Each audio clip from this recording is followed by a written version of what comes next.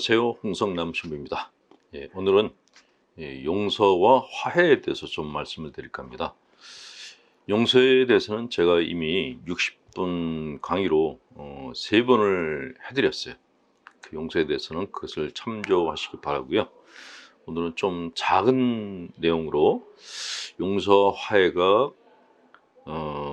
같은 맥락의 것인가 아니면 다른 것인가에 대해서 좀 말씀드릴까 합니다. 본당에서 신자분들이 가끔 그런 질문을 하는 분들이 계세요. 용서를 하면은 화해도 해야 되냐? 성당에 어떤 분이 다른 사람을 진정으로 용서하려면 그 사람과 사이도 좋아져야 된다라고 말씀하셨다는데 그게 과연 맞는 말이냐? 맞는 말이겠죠. 근데 그것이 자기가 감당하기 어려운데 그러면 화해를 못하면 용서도 안 되는 것이냐라고 묻는 분들이 계십니다. 거기에 대해서 답을 드리자면 용서하는 것과 화해는 별개의 것이다 라는 것이 별개입니다. 별개.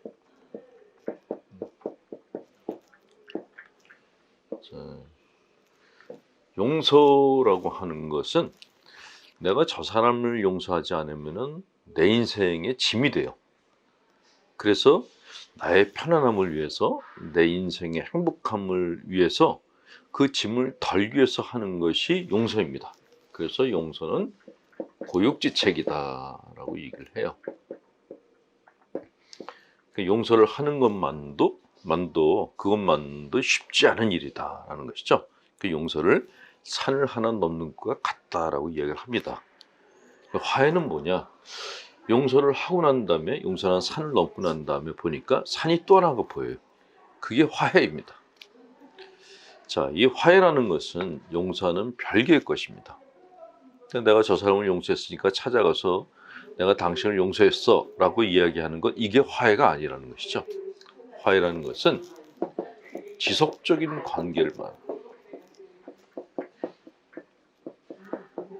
내가 그 사람과 친분 관계를 오랫동안 지속하겠다라는 것을 암시하는 것이 화해라는 것이죠. 그런데 나에게 상처를 주고 나를 화나게 한 사람하고 지속적인 관계를 맺고 싶은 사람이 누가 있을까요? 없어요, 아무도. 그래서 화해라는 것은 나한테 필요하고 나한테 중요한 사람이기 때문에 다시 내가 그 사람을 받아들여서 다시 예전과 같은 관계를 유지하려는 것이 화해인데, 상대방이 그런 사람이 아닐 경우에, 정말 꼴도 보기 싫은 사람일 경우에, 그럴 때는 용서는 해도 화해는 안 해도 된다라는 것입니다. 용서와 화해는 별개라는 것이죠. 근데 간혹 신자분들에게 용서했으면 화해도 해라, 그렇게 말하는 사람들이 있어요. 심지어는 서로 사이가 좋지 않은데 데려다가 서로 손을 잡게 하고 화해를 시키는 사람들이 있습니다. 그렇게 하는 사람들은 왜 그런 것인가? 1번, 일단은 사람 마음에 대해서 무지한 사람입니다.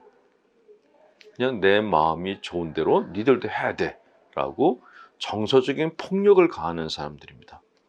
또 하나는 니네가 그렇게 화해를 하지 않는 것은 나보다 못하게 살고 있다라는 자기 열등감에서 나온 폭력적인 행동입니다. 서로 관계가 안 좋은 사람들을 갖다가 억지로 손을 잡게 하는 것, 그건 내가 먹고 싶지 않은 음식을 갖다가 내 입에다 떠넣어주는 것하고 똑같은 행위인 것입니다. 그것은 그 두 사람을 위한 것이 아니라 자기 자신을 드러내기 위한 행위일 뿐입니다. 그런 사람들은 변태 성격자일 가능성이 굉장히 높다라고 얘기를 합니다. 그렇게 나에게 용서를 했으면 화해도 해야지 라고 얘기하는 사람한테는 너는 그게 되냐? 라고 반문을 하실 필요가 있습니다. 끌려다니지 마시고 내 입장을 분명히 얘기하고 나는 용서는 하되 화해는 못하겠다, 친구처럼 지내지 못하겠다 라고 단호하게 얘기하실 필요가 있습니다. 화해는 상대방이나 나나 많은 시간이 지난 다음에 있을 수도 있고 없을 수도 있는 것이 화해입니다. 그 화해라는 것을 단칼에 한숨에 이렇게 해결하려는 것은 절대로 무리다라는 말씀을 드립니다. 신앙생활도 일상생활과 마찬가지로 자기 페이스를 잘 유지하는 것이 중요합니다. 페이스를 너무 오버하시게 되면은 정신적으로 과부하 걸리고 문제가 발생할 수 있습니다. 조심하시기 바랍니다. 홍성남 신부였습니다.